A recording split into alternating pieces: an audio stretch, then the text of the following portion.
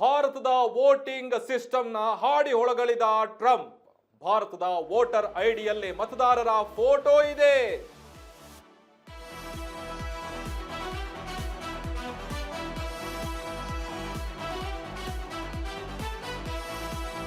ದೊಡ್ಡಣ್ಣ Trump ಈಗ ಭಾರತದ voter ಐಡಿಯಲ್ಲಿ photo ಇರೋದನ್ನ ಕಂಡು ಈ ಸಿಸ್ಟಮ್ ಅನ್ನ ಹಾಡಿ ಹೊಗಳಿದ್ದಾರೆ. ಭಾರತದ ವೋಟಿಂಗ್ ಸಿಸ್ಟಮ್ ಅನ್ನ ಅಮೆರಿಕದ ಅಧ್ಯಕ್ಷ ಡೊನಾಲ್ಡ್ ಟ್ರಂಪ್ ಈ ಭಾರತದ 64.6 ಕೋಟಿ ಮತದಾರರಿದ್ದಾರೆ. 100% ಜನ ವೋಟರ್ ಐಡಿಯನ್ನ ಬಳಸ್ತಿದ್ದಾರೆ. ಅಮೆರಿಕದಲ್ಲೂ ಭಾರತ ರೀತಿ ಸಿಸ್ಟಮ್ ಬದಲಾಗಬೇಕು ಅಂತ ಹೇಳಿ ಈಗ ಸೇವ್ ಅಮೆರಿಕಾ ಆಕ್ಟ್ ಮಸೂದೆ ಅಂಗೀಕರಿಸುವಂತೆ ಮನವಿಯನ್ನ ಮಾಡಿದ್ದಾರೆ.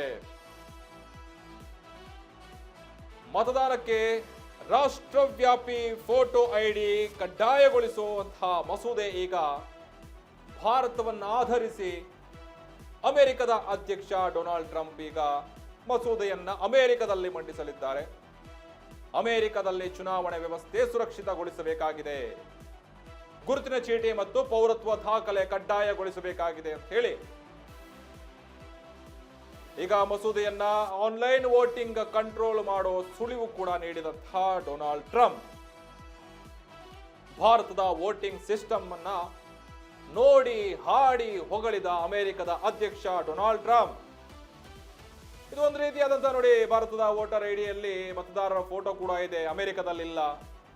ಅಮೆರಿಕದಲ್ಲಿ ಬರೀ ಅವರ ಹೆಸರಿರುತ್ತೆ, ಕುಲ ಗೋತ್ರಗಳೆಲ್ಲ ಮಾತ್ರ ಇರ್ತವೆ, ಅಂದ್ರೆ ಏನೇನು ಅವ್ರ ಡೀಟೇಲ್ಸ್ ಮಾತ್ರ ಇರುತ್ತೆ. ಆದ್ರೆ ಈ ಭಾರತದಲ್ಲಿ ಅವರ ಹೆಸರು, ಫೋಟೋ ಪ್ರತಿಯೊಂದು ಕ್ಲಿಯರ್ ಆಗಿರುತ್ತೆ ಅಂತ ಹೇಳಿ ಈಗ ಡೊನಾಲ್ಡ್ ಟ್ರಂಪ್ ಭಾರತವನ್ನ ಮಾದರಿಯಾಗಿಡಿಸಿಕೊಂಡು ಈ ಒಂದು ಮಸೂದೆಯನ್ನ ಜಾರಿಗೊಳಿಸಲು ಸಿದ್ಧತೆಯನ್ನ ನಡೆಸ್ತಾ ಇದ್ದಾರೆ. ಆದ್ರೆ ಈಗ ಫೋಟೋ ಐಡಿ ಅದೊಂದು ಆಕ್ಟ್ ಏನಂದ್ರೆ ಸೇವ್ ಅಮೆರಿಕಾ ಆಕ್ಟ್ ಅನ್ನೋ ಮಸೂದೆಯನ್ನ ಅಂಗೀಕರಿಸುವಂತೆ ಈಗ ಮನವಿಯನ್ನ ಮಾಡಿದ್ರು.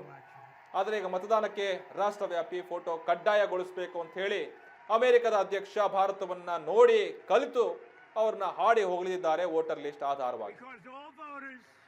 Must have photo ID and all voters must provide proof of citizenship.